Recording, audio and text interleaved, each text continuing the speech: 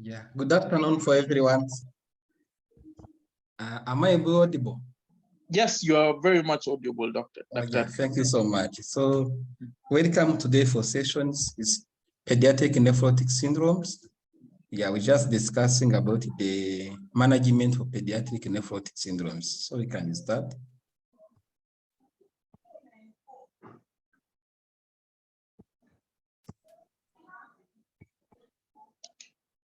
So the learning objectives just will look at definition of the nephrotic syndrome, etiology and classifications, clinical presentations, investigations, approach for management, and the complication of nephrotic syndromes. The nephrotic syndromes is the commonest glomerular renal disease in children, and the most common predominant renal disease seen in nephrology clinic, and initially had the highest mortality, around 70% before discovery of the use of antibiotic, and that's before 1930, before Fleming discovered penicillins. And as per now, the mortality is just almost around 90% with the use of antibiotic. So the reason for highest mortality initially was infection-related with nephrotic syndromes. The nephrotic syndrome is defined as massive proteinuria, which is greater than 40 milligram per meter square per hour, or 1,000 milligram per gram for 24 hours, when you now use the urine collections, or either hyperbinemia, albumin less than 2 grams per deciliter, the presence of edema, and hyperlipidemia. So, or either when you use now the urine protein creatinine ratio, which is supposed to be greater than 2. However, to make the diagnosis, at least you need 2. You need now proteinuria, which is nephrotic range proteinuria, and you need also hyperbinemia to confirm the diagnosis. So this is the SAMU definition we may use to know now the nephrotic syndromes. So the first one, so we don't need to repeat, it was already done. So the second is that called the complete remission. So complete remissions is the patient who have been on prednisolone. Then when you do 3 consecutive urinalysis, there's no protein in the urine or there's a trace for 3 consecutive 3 days. So by clinical, you do now the urine protein creatinine ratio less than 200 milligram per grams or less than 20 milligram per millimoles, or urinalysis when you have now less than 1 protein in the urine. So for 3 consecutive days. So partial remissions is when you have now proteinuria reduction of 50% or a greater from the presenting value and absolute urine protein creatinine ratio between 200 and 2,000 milligram per grams. So in our setting, usually for us, we say this partial remissions when the patient at least edema resolved and you still have proteinuria. So near remissions is fair to reduce urine protein excretion by 50% from baseline, or persistent excretion of urine protein creatinine ratio more than 2,000 milligram per grams or more than 200 milligram per millimoles. So initial responder is attainment of the complete remissions within initial 4 weeks of corticosteroid therapy. So that's the patient who comes. You start a high dose of prednisolone. For the first treatment, the patient has remissions. So initial non-responder, what we call now steroid resistance, is fair to achieve complete remission after 8 weeks of the corticosteroid therapies. And the relapse is when you have now the patient who have been achieved the remissions. That's the people to understand, because not all of one will be able to do urine protein creatinine ratio. But when you patient come back more than 2 weeks, so has now proteinuria 3+ in the urine for 3 consecutive days. So that one is diagnosed as the relapse. Infrequent relapse is one relapse. So it's one relapse within 6 months of initial response, or 1-3 relapse within 12 months period for initial treatment. So frequent relapse is 2 or more relapse within 6 months, or 4 or more relapse within 12 months period. The steroid dependent is for the patient who has 2 consecutive relapses during corticosteroid therapy or within 14 days of ceasing therapy. So to understand, there's a patient you start on prednisone, you start at the higher dose, 2 milligrams per kilo or 60 milligrams per meter square. So the patient is responding well on the treatment. When you taper down, the patient has now relapse of proteinuria, or either the patient has been responding on the treatment until you achieve remission, taper down prednisone, you complete the treatment within a period of 14 days, the patient has another relapse. So that one is steroid dependent. So then finally, last non-responder is persistent proteinuria during 4 or more weeks of corticosteroid following 1 or more remission. So what is epidemiology of the nephrotic syndromes? The prevalence of nephrotic syndrome is estimated to be approximately 16 cases per 100,000 children. The peak age of presentation is almost 2 years, with approximately 60 to 70% cases occurring in children less than 6 years old. And most of those children, they're suffering from minimal change disease. So the annual incidence of nephrotic syndrome range from 2 to 7 new cases per 100,000. And the more prevalent in the young male, so once the children are young, the predominance of the male ratio at 2/1, but at around 10 years, the ratio is 1:2. So when you consider now the issue concerning now the ethnicities, we realize most of the children who have nephrotic syndrome are from South Asian children, which has high risk 5 times than other children. So when you compare with the South African children has lower incidence of nephrotic syndrome. However, they have a higher risk to develop nowadays focal segmental glomerulosclerosis more than other children globally. Those are the studies published in either UK or either in USA.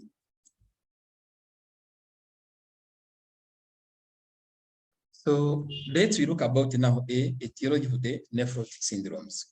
So etiology, we can just look about the age at presentations, and we look about what is the most common cause of the nephrotic syndromes. So when you have now the nephrotic syndrome, it appears less than 3 months old. So the most common cause is just the genetic. So you have now the gene NPH1, so which is nephrine, NPH2, which is podocyte injuries, tumor ones, protein or genetics, LAMP2, or the Pierson syndromes. Or either you may have now the secondary causes as infections. In the most of our setting, the most common cause is megalovirus. However, I found some rare cases of the HIV and hepatitis B, or either maternal lupus. When now you have the children between 3 months and 1 year, so they may have also genetic causes, but it's unlikely to have the secondary causes. So the genetic causes are similar for the ones, NPH1, NPH2, tumor ones, and LAMP2. So, or some of them, they may have minimal change nephrotic syndromes, or the other one, they may have idiopathic conditions. So the etiology for the children now above 1 year, so most of them, more than 60%, they present with minimal change nephrotic syndromes. And the other part, focal segmental glomerulosclerosis, which is the most case of steroid resistance in our setting. So you must still have idiopathic condition. So you have a mutation in the gene NPH2, that's the podocyte injury. We have also mesangial proliferative glomerulonephritis, where you have IgM nephropathy, C1q nephropathy, especially for the one with the lupus, proliferative glomerulonephritis, and membranous nephropathies. So those one, we make the diagnosis usually after biopsy and histopathology. So when you look about it now, what is the most common cause diseases which trigger nephrotic syndromes? So we have systemic disease like Inoculation purpura, IgA nephropathy, systemic lupus stomatosis, infection with still comes like hepatitis B, C, HIV, parvovirus by 19. You have some malignant, especially leukemia and lymphoma. When it is lymphoma, just mostly the kidney disease. Also, you may have now the medication toxin. So you have now said that inflammatory drugs, penicillamine, carboplatin, theoprene, mercury, also gold, and some cases related by the teenager pregnancy. So which are rare cases, but I think adult nephrology, they are better to have this diagnosis of nephrotic syndrome in pregnancy more than the pediatrics. So now when we classify, we do classification for nephrotic syndromes, we have now 3 classifications.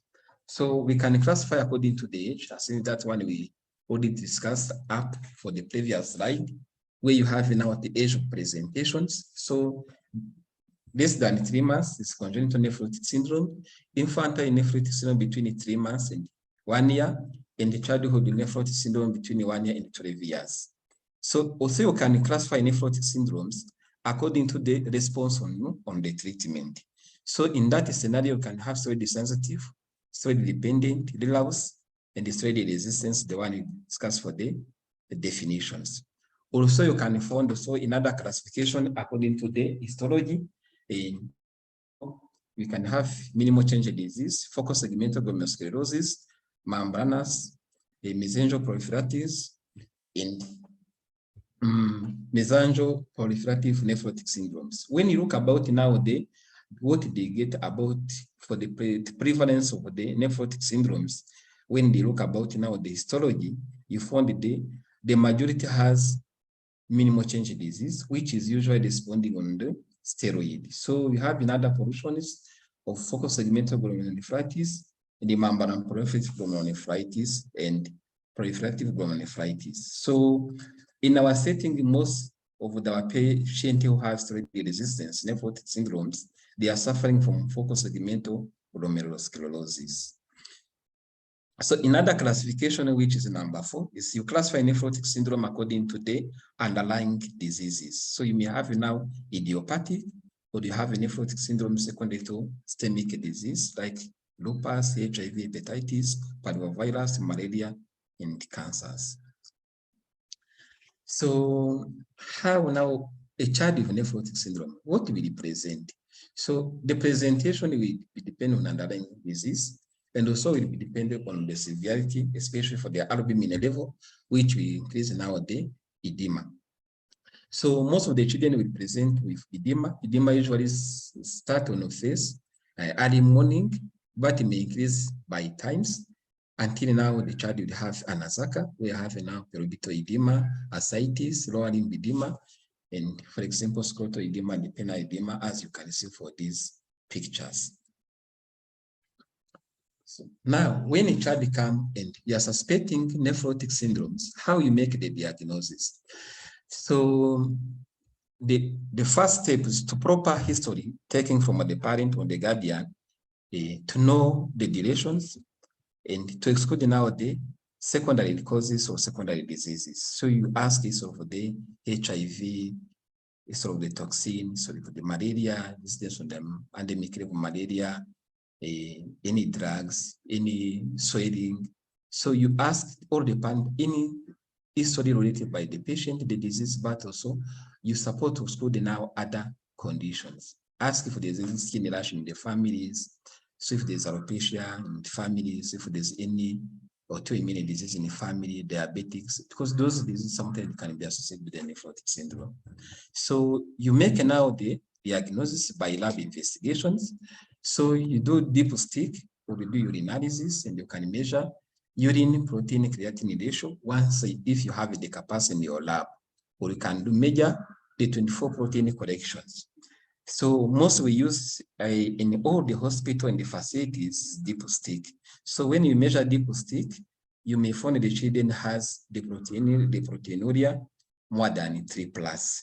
And some children may have hematuria 1 or 2+. So if the child has proteinuria, has hematuria 2+, not more than 3+, with normal blood pressure, without any abnormality of the kidney function test, so that still have the a nephrotic range proteinuria, not HEN. Because sometimes people they confuse HEN in nephrotic syndrome with the presence of hematuria.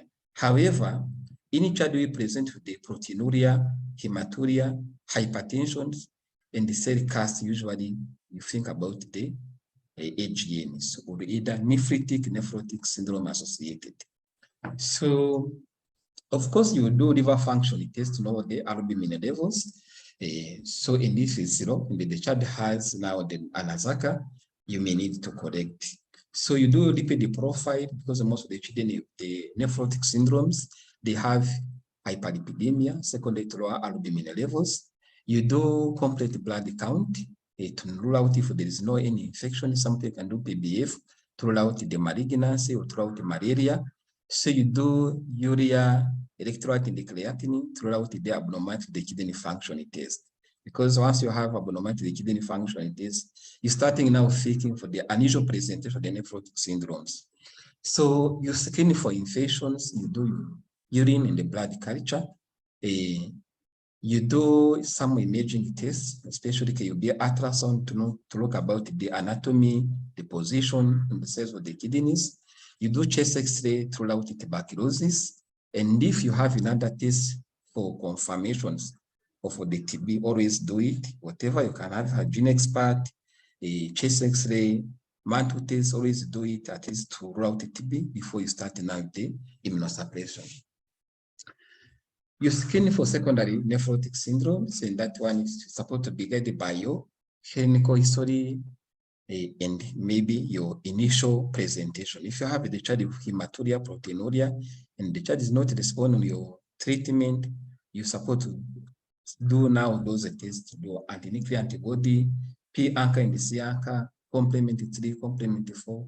You test for HIV, hepatitis B, hepatitis C, and sometimes for some patient you support to do kidney biopsy.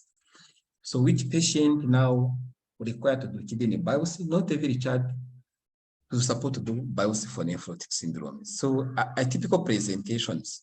So any child who comes with heavy hematuria, especially macroscopic hematuria, present with the hypertension and acute kidney injuries. So that's why you're supposed to do kidney biopsy as soon as possible, because what we are dealing is different for the minimal change disease nephrotic syndromes.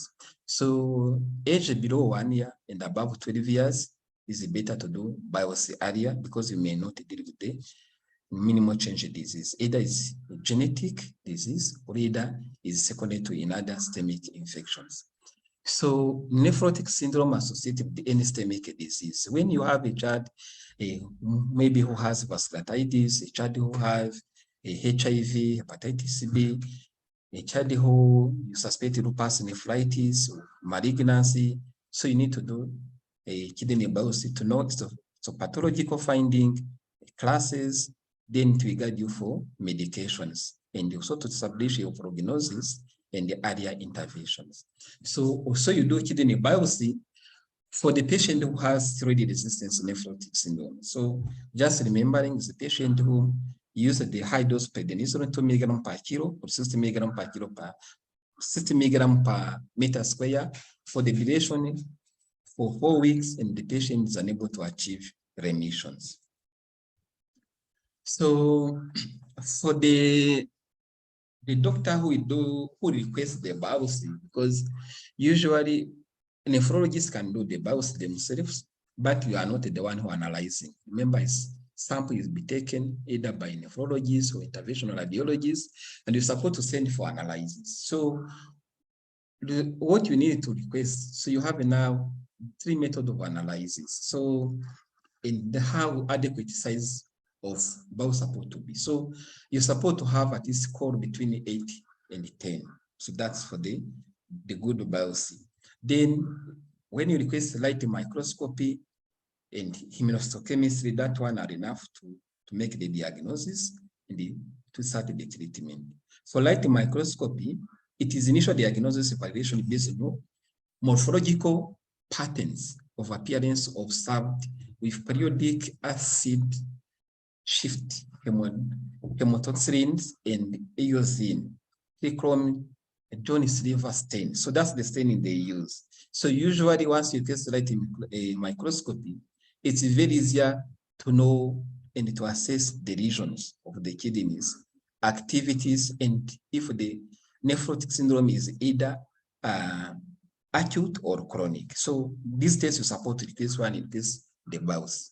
So another one you support request is immunohistochemistry. So that will detect now immunoreactant, IgAg, IgM, IgA, when especially you get now for the, especially for the lupus, C3C4, C1T, fibrin A, T, and the light chains, so kappa and gamma. So those one will get it usually for the patient who has lupus nephritis and the nephrotic syndrome. So, but also other diseases you can discover, for example, IgA nephropathy using this light microscopy.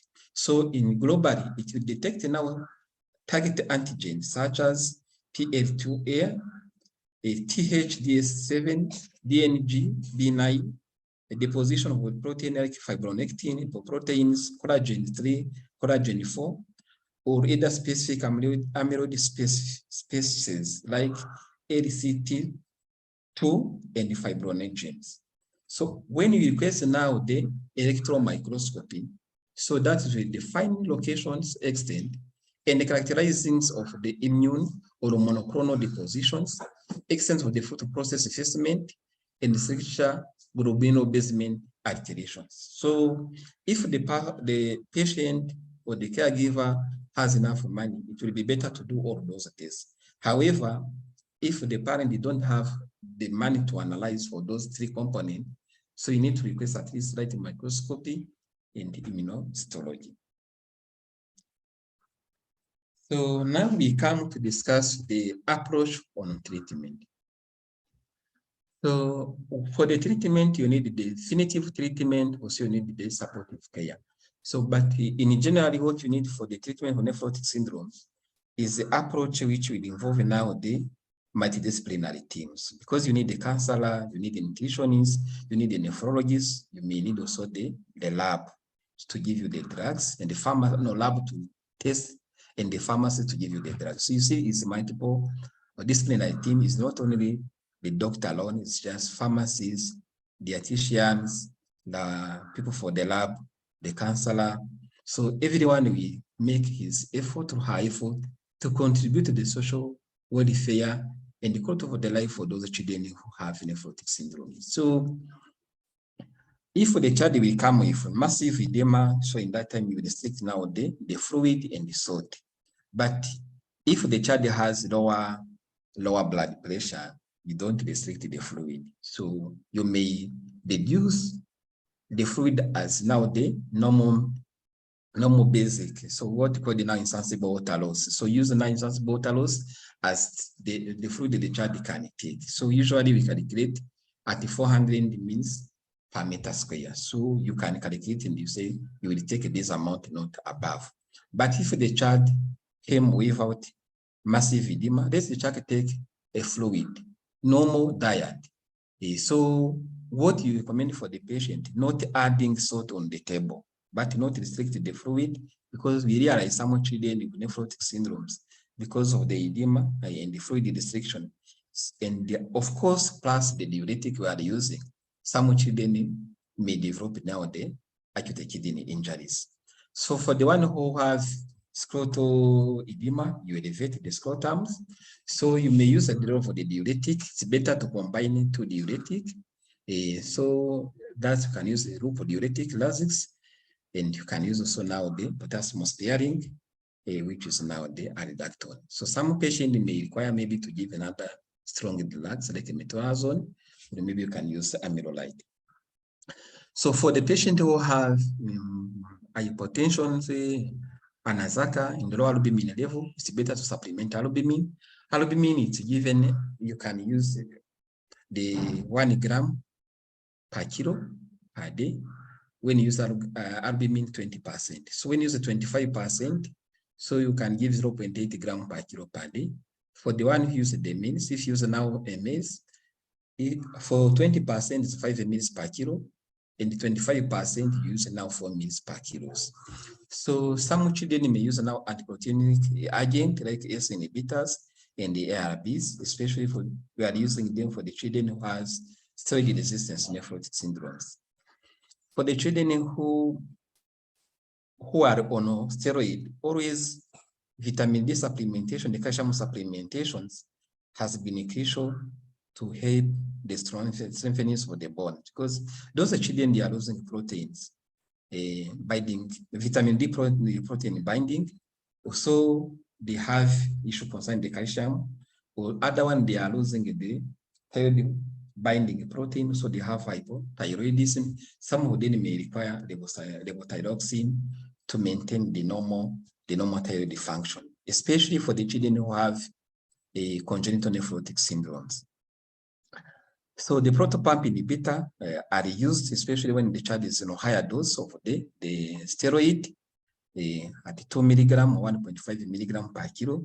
But the dose less than 1 milligram per kilo, so you can try to avoid the protopump inhibitor, because so they associate with the lower hypomagnesemia. So always give a prophylactic antibiotic for any child with nephrotic syndrome who present with edema. So if the child has edema, you give a prophylactic antibiotic, and the penicillin are the best choice for the nephrotic syndromes as prophylactic. However, if the child is resistant, reacting on penicillin, you can still use the macrolide. You can get another antibiotic. So don't forget to do the culture of the blood, of the ascites in the urine. You do the chest X-ray if you have the sign of the infections. And any child who has and complaining of abdominal pain, always you suspect peritonitis, and you support to be treating accordingly the guideline and the durations. So make the child to ambulate, because it's reduced the risk for the having deep venous thrombosis. And you monitor your urinalysis daily, the weight daily, input-output, and the blood pressure monitoring daily. So that's what you do in terms for the child is admitted and in the acute cases. But if the child is stable, you can do deep stick once per week. And once the child is attending the clinic, always we measure the weight, the height, blood pressure in a renal clinic. So another supportive therapy is now immunizations. So the children with the nephrotic syndrome, they have a higher risk to get now the infection, especially encapsulated bacteria. So those infections caused by pneumococcal, influenza, E. coli, they are more common for the children with nephrotic syndromes. So that's why you're supposed to add additions of pneumococcal and influenza vaccine. So I recommended to reduce the risk of infection for those children.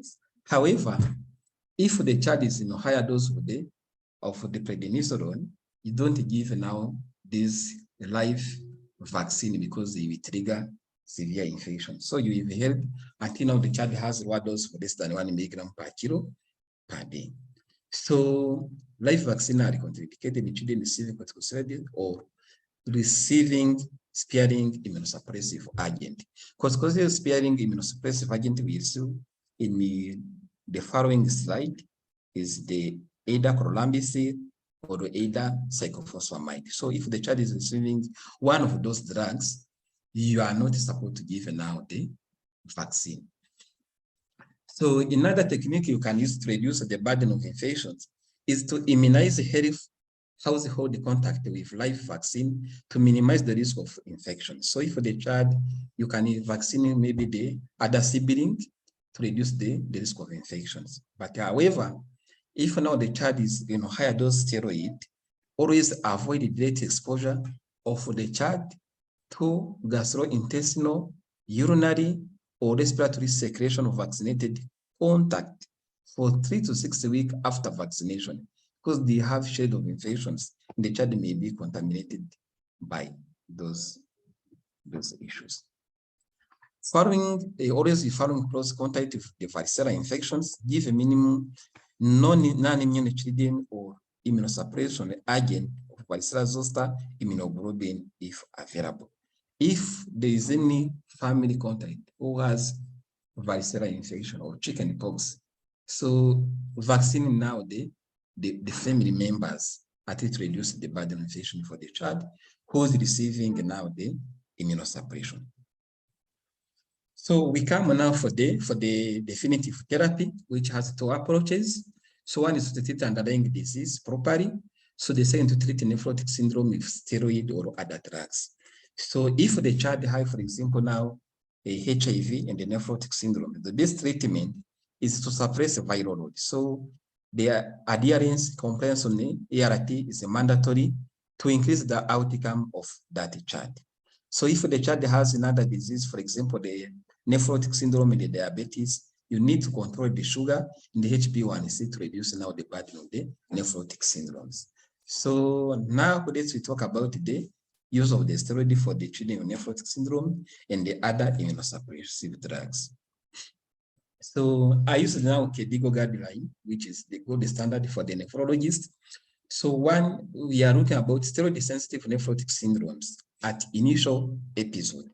So if the child comes for the first times and you make the diagnosis for the nephrotic syndromes, you will start with prednisone with 60 milligram per meter square or 2 milligram per kilo per day, usually given as a single dose and is preferably early morning.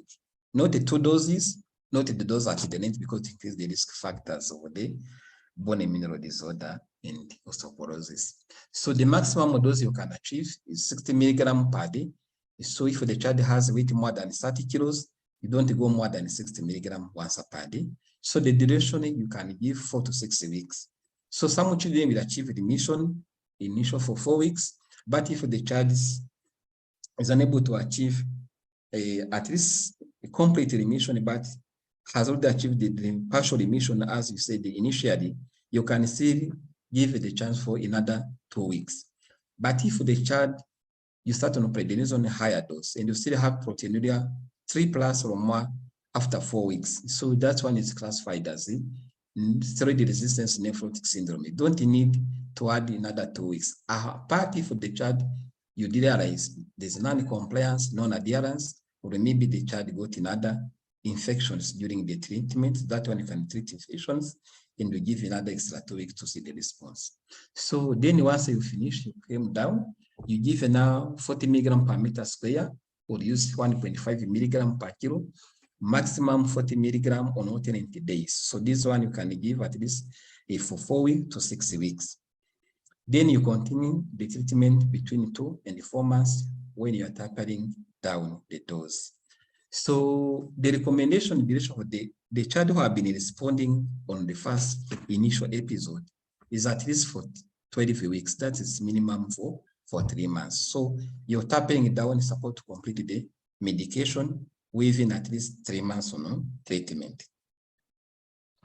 So when you have now a child who has now the infrequent relapse, so infrequent relapse you found is the child who has a 1 relapse within 6 months or more, or a child who has 2 relapses within 12 months. So usually we start with single daily doses. The child who have been responding on the treatment, maybe after 2 months, 3 months, then has another relapse. So that child, once it comes, you start with single daily dose of prednisone at 60 milligram per meter square, 2 milligram per kilo. The maximum not more than 60 milligram per day until the child has been in complete remission for at least 3 days. So then after completing remission, you come down on prednisone using a 40 milligram per meter square or 1.5 milligram per kilo per dose. So for at least for 4 weeks. If the child now responding well, you can stop the treatment by tapering it down slowly. So when you have now the patient who come with the frequent relapse, you remember is the patient who have been now having the relapse more than 2 per 6 months, more than 14 per 12 months by 1 year. So in that patient, you start daily prednisone until the child has been in remission at least for 3 days. Then for the by alternate day prednisone at least for 3 months. Alternate day just you come for the 40 milligrams per meter square, 1.5 milligram per kilos. So then prednisone should be given on alternate days in the lowest dose to maintain the remission without major adverse side effect in children frequent relapse and steroid-dependent sensitive nephrotic syndromes. Daily prednisone at least dose supposed to be given to maintain remission without major effects. So if now the child can be responding, you still continue that prednisone at least maybe 2 to 3 months. So you can give at least maybe a 10 milligram alternate day, then you taper down at 5 milligram alternate day, but the longer durations. So then daily prednisone supposed to be given during episodes of the upper respiratory tract infection and the other infection to reduce the risk of the relapse in children with the frequent relapse and steroid-dependent, steroid-sensitive nephrotic syndrome already on alternate day prednisone. So let me repeat. So you have a child who have more than 2 relapses in 6 months or more than 4 relapses in 1 year, and the child maybe is a lower dose of 10 milligram once per day or 5 milligram once per day. At any time now the child has homa or any sign of pneumonia or any other sign of infections, in that durations, you come back at the higher dose of daily. So to reduce now the risk of the relapse until now infection it's cleared. So what we do most of the time, our patient, they have our contact. So we communicate most of the time daily, and some of them, they can buy the deep stick. And once they have now a child who have a coma or other infections, they call, we tell them just to go either the nearest hospital, they measure urinalysis, or either they measure themselves at home with deep stick, they send you the result on the WhatsApp. So then you tell them how much milligram prednisone they can take, and sometimes you get a good result. Once you reduce now the cost of the parent to come in Kenyatta, and the children usually continue their school without now interruption. So another treatment is when you have now, if we are still in the same treatment for the children who have frequent relapse and steroid-dependent nephrotic syndromes. Now, the previous treatment is for the child who respond well on those treatment. However, some children may have now adverse side effect. So the side effects of the prednisone are so many. So you can have now from the skin fungal infections, stretch markers, a bone mineral disorder. They can have maybe skin changes. They can have a high blood pressure, high sugars. All those complications, once they are there, you support to reduce now the dose of prednisone at the lowest. Then you start the record now corticosteroid sparing agent. So the first choice will be nowadays treating agent where you use cyclophosphamide or use chlorambucil. For cyclophosphamide, you can use the orally or you can use IV.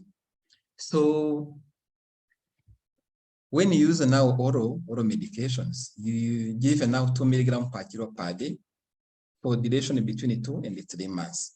But always you measure the cumulative dose. You are not supposed to be more than 168 milligrams per kilo. So always you measure how many milligrams you give for the child. At the time now the child will come back in the clinic. You make now the sum of how many milligrams the child will be received, not to be given overdose. So some children also you may admit, because if you suspect maybe the child will not receive the medication, maybe the parent will not come back to get now cyclophosphamide, or either once now the parent is starting asking, Daktari, this drug we are giving, I found the children who are receiving these drugs, ni watoto wako na usaratani, ugonjwa wa usaratani. So why are you giving these children of mine the drug which is supposed to be given for the children who are suffering the cancer? So if now the parent is starting now those patients, despite your counseling, despite your explanations, it's better for the benefit of interest of the child. You admit the child, you give now the dose once per month for 3 months or 2 months. So you calculate now, you give the higher dose between 500 and 700 milligrams per meter square, as long as you don't exceed the 168 milligrams per kilos. So the child will be admitted once per month. You give a cyclophosphamide, you pre-hydrate the child, you give cyclophosphamide. The following day also you hydrate after cyclophosphamide, then you discharge. So they come back to get another dosage. So in some settings, so they use chlorambucil, with my experience in Kenyatta, we never use these drugs, but it's where they are used. So the dose is 0.1 to 0.2 milligram per kilo for 2 weeks, and the maximum cumulative dose supports not more than 11.2 milligram per kilos. So it is another alternative for cyclophosphamide, but for us, we choose the cyclophosphamide. I don't know if it's because it's the one we easier get and more available and probably more cheaper. So if the child is failed now to respond for this duration of the 3 months, you don't need to give another dose because the risk of the complications and the risk of renal toxicities. So another alternative drug you can use for the children who have steroid dependent, who have side effects on the steroid, you can use these antiemetic drugs called the rifamycin. The dose 2.5 milligram per kilo, we give on alternate days for at least for 1 year. And as if you will give now the short durations, most of the children we have now the relapse. That's why you're supposed to give it for the duration of 12 months. So you can use calcineurin inhibitors, either cyclosporine or tacrolimus. So the choice will be depend on the weight of the child. So tacrolimus is easier to manage because you can have smaller tablet of 0.5 and 1 milligrams. So cyclosporine is capsule. You can have capsule 25, 50 milligrams, and 100 milligrams. So depending on the weight, so you choose which one you will give for the patient. So the KDIGO guideline, they are recommended to start on cyclosporine because most of the studies show it has better outcome than tacrolimus. However, cyclosporine also has some side effects, especially for the gingival hyperplasia and some abnormal fascias. So you just always check your side effect. If the side effect, you can interchange. So always you monitor CNI toxicities. So in Kenyatta, we can do what called the cyclosporine or tacrolimus through drug levels in our renal lab to know if the level is not high. So usually we target the dose which is not more than 15. So we are still in the same treatment. See now this kind of steroid dependent is made because it is difficult to treat and you may need to use different drugs and one patient can respond for one, another one cannot respond for another one. So there is another alternative if the child, maybe one you can use maybe one of those drugs, another one you can choose to give mycophenolate mofetil. You will start at 1200 milligram per meter square into divided the dose at the duration of the 12 months at least. So because you want to try to achieve your remission and to avoid the relapse. So when now we failed, we can use rituximab, which will be considered in children steroid dependent nephrotic syndromes who have continued frequency relapse despite the optimal combination of prednisolone and corticosteroid sparing agent, and who have serious adverse effect on the therapy. So you can still use now the rituximab, 135 milligram per meter square. So it's available in Kenyatta National Hospital. It's the drug, which is also very costly. NHIF, the patient who have NHIF, it pays, but the one who don't have NHIF, it's difficult to assess that drug because they cost more than 100,000. So you try at least to maximize your previous drugs to achieve the remission. Few children who have been using it at the Aga Khan, and some of them they show the better outcome with rituximab. So the last cohort was steroid resistance nephrotic syndromes. So when you have now a child who is on a treatment, steroid 2 milligram per kilo per day for 4 weeks, or 60 milligram per meter square for 4 weeks, you never achieved any remission, still have a proteinuria more than 3+. So this patient will be benefit for the calcineurin inhibitors. But in this condition, before you start, if there is a way you can do renal biopsy, will be recommended because it's one base indication for the renal biopsy when you have steroid resistance nephrotic syndrome. However, most of our patients, they cannot afford. So it is difficult for the clinician May I wait the patient to get the money, which sometimes costs almost 60,000 for biopsy, or my give him medications. If I find there's no response, I may introduce either MMF or I may introduce another drug. So you see, it is the balance. You look about now the economic status of the parent and what your goal as nephrologist or clinician and what you can help the child to survive, to spare the kidneys and to continue the normal activities. So lack of the biopsy is not a contraindication to introduce the drugs. So CNI inhibitor should be maintained for a minimum for 12 months when at least a partial remission is achieved by 6 months. So it's meaning, so the duration for the treatment for the CNI most of the times is between 18 months and 2 years. So when the child achieves the partial remission within 6 months, partial remission is the child has no edema, and as I said, so the urine protein creatinine ratio is less than 200 milligrams per grams. So in that time, you may continue because you found this response on CNI. However, if the patient is not responding on CNI, you don't have a partial remission within 6 months of the treatment, you discontinue the drug because there's no benefit. So for the children who has steroid-resistant nephrotic syndrome, always you give a lower dose of corticosteroid therapy. So you give antiproteinic agent, ACE inhibitors, ARBs, or you combine with them. So ACE inhibitors are better than ARBs because a lot of side effects associated with the ARBs in the children. So some children also can add now mycophenolate mofetil, or high-dose corticosteroid, or combination of this agent to be considered in children who fail to achieve complete remission or partial remission with CNI and corticosteroid at 60 months of the treatment. So you give now mycophenolate mofetil, you come back with the steroid at 60 milligrams per kilo, then you see if you can achieve the remissions. So, however, in these categories, cyclophosphamide is not recommended in children with steroid-resistant nephrotic syndrome. So always use ACE inhibitors, use now the steroid and calcineurin inhibitors. And if you fail, you can use now the MMF. So let's look about the complication of nephrotic syndrome. So the complication of nephrotic syndrome are so many, but the most common is infections. The most common infection is pneumonia, the bacteremia, sepsis, peritonitis, and the cellulitis. So the reason is because the children will lose now the complement levels in the urine. So the serum IgA and the IgG are also loose in the urine. And also they have T-cell dysfunction secondary to immunosuppressive therapies. You know, look about the child prednisone, 60 milligrams once per day for 4 weeks. That's a higher dose. So some of those children may have severe infections.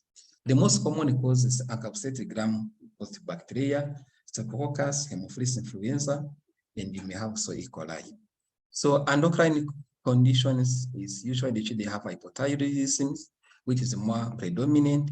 Also, they may have lower vitamin D. So the reason is because they are losing now the vitamin binding in the vitamin D binding in the urine, and also the thyroid binding protein in the urine. So that's why they have those endocrine conditions. So usually you measure the level of the thyroid functioning test, and you measure vitamin D and the calcium. Once they are low, you supplement. And if necessary, you will discuss with endocrinologists to get now adequate dosage. So in other complications, acute kidney injuries, most of the children have now prerenal AKIs. Some of them can have acute kidney necrosis, intentional nephritis, either secondary to the medication, especially when we are giving the calcineurin inhibitors and the ACE inhibitors or ARBs. So some antibiotics, for example, aminoglycoside, also may trigger acute kidney injuries. So always you measure and you follow up the subsequent uses once the child is on antibiotic and once the child is on those calcineurin inhibitors. So the one who have been attending our clinic, each visit the child will come at least with urinalysis and the ECs and polyomogram. And if suspect infection, always do the urine culture and the blood cultures. Another infection is hyperlipidemia. So you have now hypercholesterolemia, VLDL. So the pathology behind this because LDL receptor, the children have a LDL receptor deficiency in the peripheral tissues, lead to diminished catabolism of LDL cholesterol in the liver. Also, there is increased hepatic 3 hydroxymethyl coenzymes activity which causes a hepatic cholesterol synthesis. So this one is deficient. Also, they have also lecithin cholesterol acetyltransferase deficiency from adrenal loss, and also this reduction of the extrahepatic uptake for cholesterol and the synthesis of the HDL cholesterol in the liver. So that's why now the liver will overtake us to replace the lost. That's why they have a hyperlipidemia. So another complication is a stroke. It's not the most common complication, but I think me personally, I saw almost 4 children who had a stroke. So the cause is either secondary to the disease, nephrotic syndrome, where the children with nephrotic syndrome, they have hyperaggressibilities. So they have increased procoagulation factors 1, 2, 5, 7, 8, 9, and 13. Also, they may have decreased anticoagulation factors, antithrombin 3, and the protein S. And so they have diminished fibrinolytic activities where they have decrease of plasminogens, increased lipoprotein A, and the alpha antiplasmin. So they have also hyperlipidemia and the endothelial cell dysfunction. Those are the leading for the stroke in the children with the nephrotic syndromes. However, the prediction of the stroke, if you don't have, because those tests will be unable to do them, because those one in the textbook, but not practical on the ground. What you need to know, any child who has nephrotic syndromes and they have a lower albumin levels has a higher risk to get severe infections and to get the stroke. So that's why you need to have treatment for the albumin at least to elevate at least at the normal levels. So another general risk factors is just intravascular volume depletion because of the reduction of the oncotic pressure. Also, there's presence with a little bit thrombophilia for some patient, and indwelling a catheter when you have now the cannula for medication, they have presence for them, and phospholipid antibody for some children, so as in antiphospholipid antibody syndromes. So there is now this study done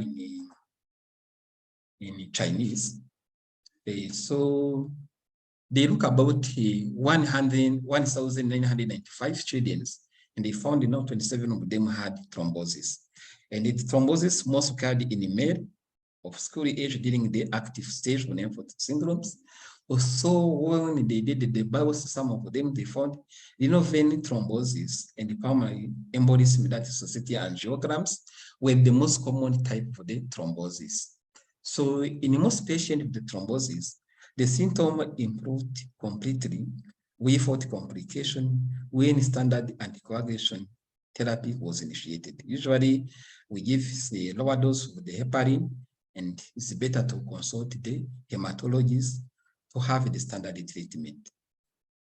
So in this study, 22.2% had a severe complication or sequelae requiring advanced diagnosis, modality, and aggressive treatment. But you look about now, the patient was not so many, it's just 27 within 1,995. However, any life matter. So even if it is 1 over 100,000, we need to prevent and we need to treat.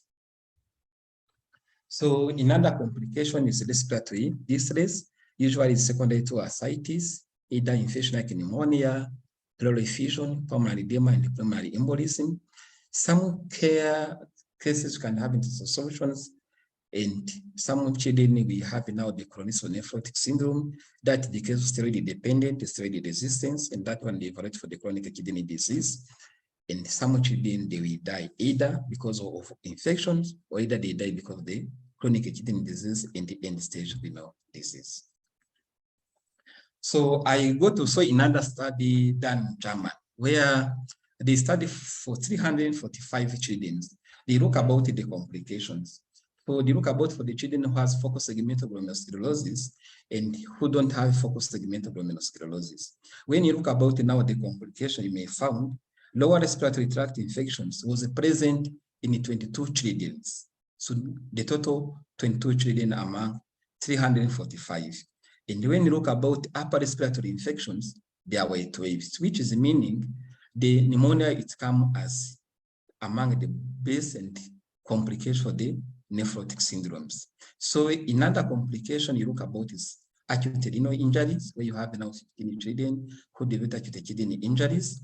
And when you look about so now hypertensions, 34 over 345 so developed hypertensions, and hyperthyroidism, as I say, we found now 17. So just is the data done in Germany, but even for us, we found this similar result, but the infection is more common in our setting than other abnormalities. Hypertension is not more common in our children. Apart from the children, they have maybe secondary hypertensions or nephrotic syndrome associated with the systemic disease.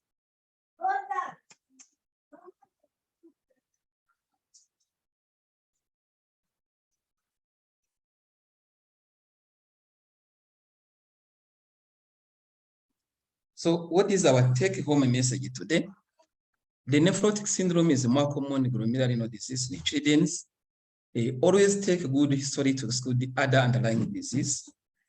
Family counseling on adherence, compliance, and complication of the nephrotic syndrome, plus nutritional support is a mandatory for the children with nephrotic syndrome. So the role of the phone contact between the doctors, the nurses, and the patient has improved the outcome care of the children with nephrotic syndromes, because we are able to detect earlier complication, advise the patient. And now with the use of the WhatsApp, sometimes the mother can give you the pictures, you advise if you need now the child need to be admitted, or if the child needs to get the treatment as home basis. So always you screen for infection, especially tuberculosis and the malignancy, before we initiate now the higher dose of the prednisone. Adequate dose of the duration of the treatment are crucial to achieve the missions and avoid the side effect. So what we get most of the time for the patient you are receiving in the Kenyatta, especially for steroid-dependent steroid-resistant nephrotic syndromes, you found the child was starting on the right dose. After 2 weeks, they drop down. So within 1 month, the child has already completed now the treatments of the nephrotic syndromes. So when they have another relapse, they treat again. So you may find some children have been treated more than 2 years. So with short durations, and when you get now the child, either you have the child steroid dependent or steroid resistant nephrotic syndrome. So always refer to nephrologists or children with steroid resistance, relapsing nephrotic syndrome, steroid dependent nephrotic syndromes. Any children who present a typical presentation, the one who has hypertension, the child who have a microscopic hematuria, so a child who has acute kidney injury, just refer immediately to nephrologists, because you may deal with another pathology which is different for the minimal change disease, which is responding to steroid. So nephrotic syndrome has a good outcome. So 60% of the children may recover for the first treatment.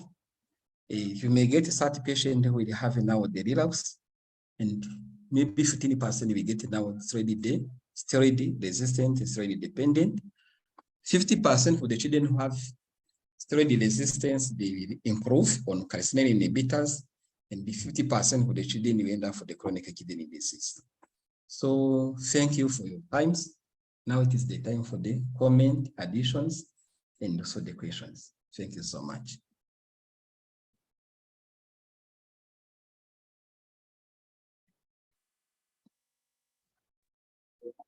Thank you, Sylvia, for a very informative and interesting presentation. I think we will start with a question. How do we avoid pushing our features with steroids in infants? Okay, so how we avoid now pushing features is it to give it the right dose at the right times, because what we realize, if the child is receiving now the normal dose of prednisone for 4 weeks, then if there is a response to taper down, it's unlikely to have the pushing pictures. However, For those children who have frequent relapse or steroid depending, they have had to develop now the cushioning features. What we do, we give steroid sparing drugs. So we initiate either MMF, cyclophosphamide, or calcineurin inhibitors to avoid that complications. The next question is from Anrosa. What are the systemic diseases related to nephrotic syndrome? What is the systemic? Hello? Systemic diseases related to nephrotic syndrome. Okay, so there are so many. The systemic diseases related to the nephrotic syndromes, especially in the children, not in the adult. So let's start for the malignance. You can have a Hodgkin lymphoma, but in adult, also multiple myeloma is one of the cause. There's pregnancy in a teenager, even in adult, it's another systemic. So there's diabetes, there's malaria, there's lupus, there's HIV, there's hepatitis B and C, there is now parvovirus. So those are the most common cause. Also, other one are not typical nephrotic syndrome. When you say, for example, the vasculitides, because those one become another entity called the rapidly progressive glomerulonephritis, which come for the AKI and nephrotic picture. So this one is not for nephrotic syndrome in pure. I feel those are the most common. Yeah. The next question is from Karen. Why do we measure the first morning urine protein creatinine ratio and not one acquired during the day? Okay, so that is because of by experience, what we get, because you see, something can get to orthostatic hypoproteinuria, and for the children and even for adults, you see, when you are waiting now the times, so the child need to go to school, not even for the experience, not even for the purpose to get the right specimen, but to look about how the child will perform their activities. So those pictures should come in, but the best specimen is a morning for several reasons. One is to get now the adequate proteinuria, which is not associated by any other condition like activities, like the cirrhotic proteinuria, or you try also to get the infection, because the deep stage done earlier morning, so we'll show if there is infection or not. So that's the gold standard for the urinalysis morning. Thank you for that. Just maybe you can repeat for the corticosteroid sparing therapy, which one is the first line for the steroid resistance? Okay, for the first line for steroid resistance, use calcineurin inhibitors. Either you can choose cyclosporine or tacrolimus. When you use a cyclosporine, it's between 3 to 5 milligrams, which is supposed to be divided in 2 doses. And what you look about in the weight of the child, in the availability of the drug. As I said, we have the capsule of 25, 50, and 100 milligrams. If you have, for example, a child of less than, let's say you have a child of 10 kilos. So if you use the maximum, you will have 5 milligrams, which will be 100 milligrams.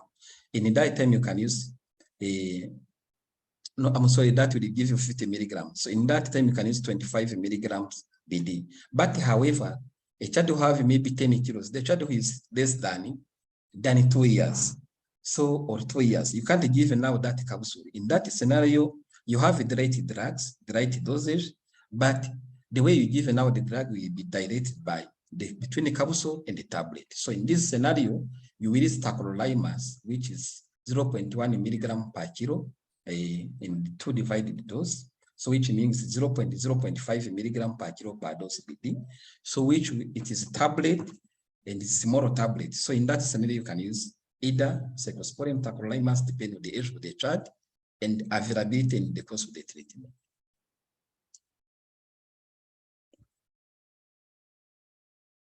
The next question is from an anonymous attendee. Excellent presentation, Dr. Syriac. In our setup, do we routinely screen children for TB and malignancy before initiating steroids? That one we do always. So before initiating for malignancy, usually you see the child will do 40 milligrams. And if your clinical history found in the child has fever, having cardiomyopathy, So you request PBF and at the same time bone marrow before you initiate the drugs. For tuberculosis, usually use the chest X-ray to know if there's no active TB in the lungs. So, but if you have now maybe extra pulmonary TB, also the clinician need to do the test, either mantle test or gene expert. So you don't start throwing the without the screening for tuberculosis. So as we screen.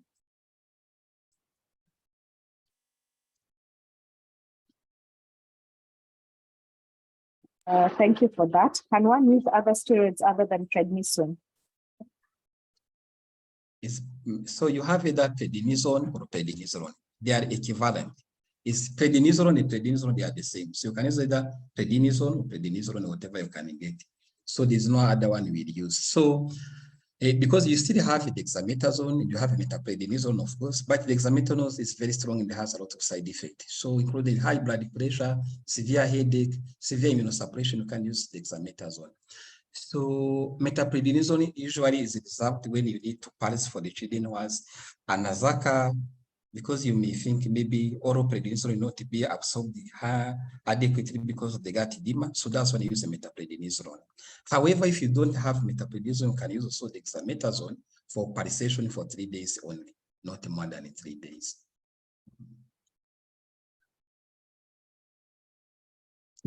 The next question is from Stephen. Nephrotic syndrome in type 1 diabetes, how do we approach such bearing in mind pre-existing autonomic factors? So, as I said, if the child has any underlying conditions, the best way to control that that disease is to control underlying condition first. So it is the dilemma for the child who had the nephrotic syndrome and the diabetics. I think you have the one in Chad, a child of 6 years who is diabetics and had the nephrotic syndrome. So there's 2 ways. You may increase now the dose of the either insulin, because the steroid will increase the random blood sugar, of course. If the child is responding on the steroid, so you may increase now the insulin levels for the treatment until now the child achieve remission when you're starting taping down. So if the child is starting now on prednisone and you find the sugar control is difficult, you can use another drugs. So that's why you can use either tacrolimus or cyclosporine, because it's not easier to control the sugar when you are giving a higher dose of the prednisolone. And another side effect of the highest prednisolone, the children will increase now the appetite. So once the child now is having now steroid, increasing the appetite, so your random blood sugar will be difficult to control. So that is another use calcineurin inhibitor, not than the prednisolone. So always you balance, you have the patient, you discuss with the parent, you discuss also with endocrinologist, because you are not only the one doctor treating. So then you try to get the best solution for the patient, which is efficient and not costly for the child.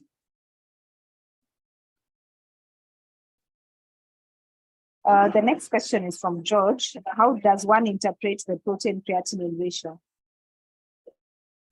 So it's the qualitative and the quantitative method. So you don't need it's the machine. The machine will measure now the urine and they measure the protein and the creatinine ratio. What you need to use, so you have now the protein in the urine, and so you have the creatinine in the urine. What they do is the portions. The protein will be above, the creatinine below. So then you divide.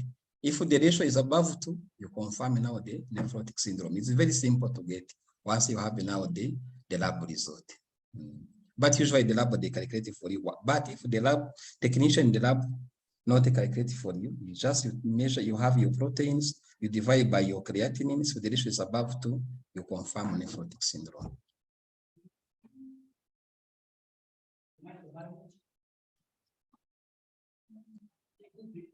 Thank you for that, Syria. I don't think we have any more. Oh, okay. So there's one more question from Esther Kinney. Can nephrotic syndrome increase chances of renal cell carcinoma? No, there's no relationship. However, if the nephrotic syndrome is associated by the gene WT1, so within tumor suppressor, that patient has higher risk to get renal cell carcinoma. But if my experience, I never saw any child who developed the renal cell carcinoma because of the nephrotic syndromes.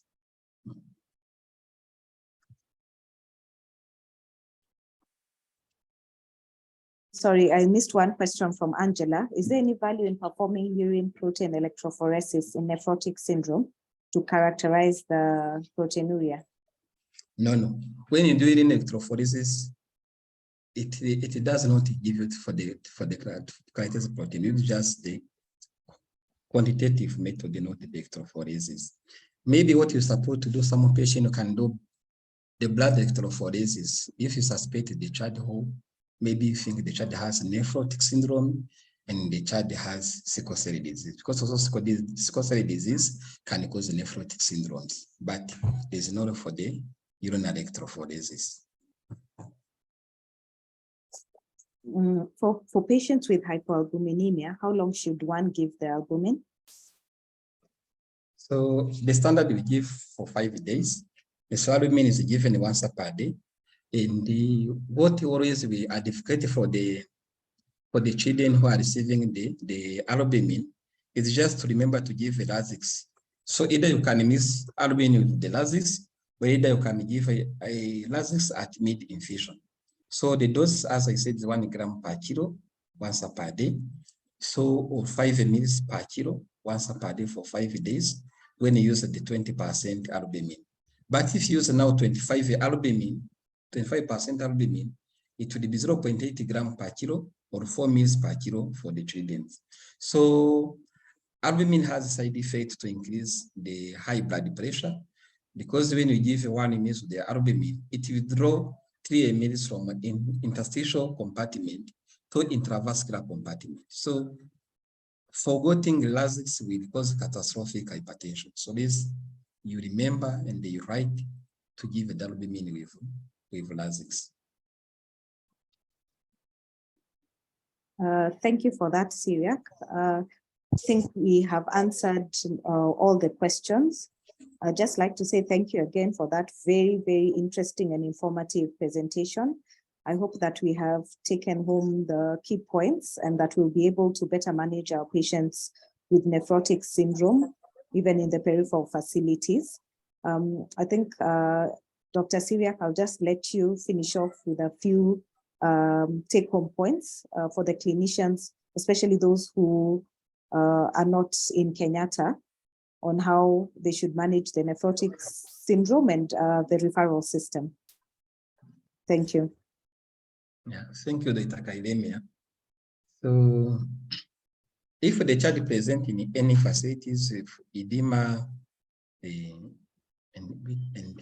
you do your test if the child has proteinuria, the child has hyperlipidemia. So after screening, you need to start the medications. So it's better to start now the drugs. So when you start with the drugs, you start with prednisolone at 2 milligrams per kilo or 60 milligrams per meter square. But it's better to use the weight, because most of the hospital, they don't measure the weight of the child in the height at the same time. So you start at 1 milligram per kilo, do not over 60 milligrams once per day. Then you monitor the progressions. You do weight. You monitor, you monitor the urinalysis. You look about now the daily responses. If the child is not responding, because you may await at least 1 to 2 weeks to get the response. So always you measure the blood pressure, you measure the urine, you measure the weight. So the partial remission is the child is supposed to reduce the weight. If the child is unable to reduce the weight and you still have either massive hematuria or you have high blood pressure, it will be better to refer that child where you know there is a nephrologist, because what you are dealing is different from minimal change disease. So it is not difficult to deal with it, but you support to have now the good team in terms of the nurses and in terms of the counselor to give a medication at the right times. So always remember to give the adequate dose and within the same duration. Don't reduce the prednisone within 2 to 3 weeks. Even if the child can achieve remission within first week, you need to continue at higher dose until 4 weeks, because that one, it increases now remissions and it reduces the risk of the steroid dependent or steroid resistance. So in that scenario, most of the children, they improve. And if you find the child has features that the kidney injury on your admissions or high blood pressure at admission, don't waste time. Define immediately where you know there's a nephrologist, because you may deal with other conditions. Because some children will be lost in Kenyatta where you can have time to save them. Because the child came with, I want to give you one scenario. So there is a child who had nephrotic syndromes. I think that child comes from Kilifi, here Kenyatta. So the child has severe hypertension, and there was no massive proteinuria, and there's no edema. But what the child presented, because it was on treatment for long times, the child had now the severe headache, and no one who remembered to measure the blood pressure.